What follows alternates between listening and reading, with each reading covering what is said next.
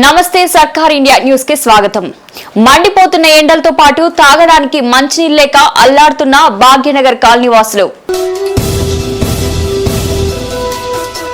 సూర్యాపేట జిల్లాలో తాగునీటి కొరతతో రోడ్డెక్కిన ప్రజలు. సూర్యాపేట జిల్లా కేంద్రంలోని భాగ్యనగర్ కాలనీలో నెల రోజులుగా తాగునీరు రావడం లేదని కాలనీ వాసులు ఆందోళనకు దిగారు. అధికారులకు కౌన్సిలర్లకు ఫోన్లు చేసినా ఎత్తడం లేదని ఆవేదన వ్యక్తం చేస్తున్న భాగ్యనగర్ వాసులు.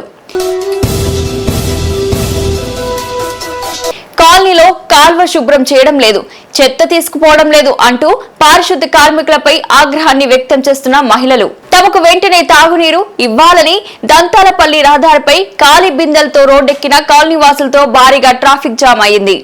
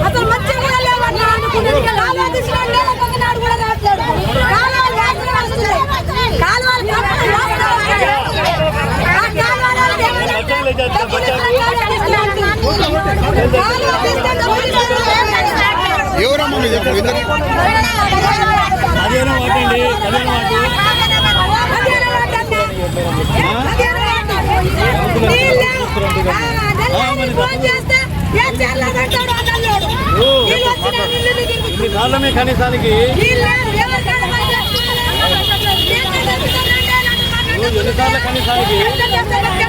మంచిగా చెప్తున్నా కూడా కనీసానికి ఒక రోడ్డు కనీసానికి పట్టించుకోవటం లేదు.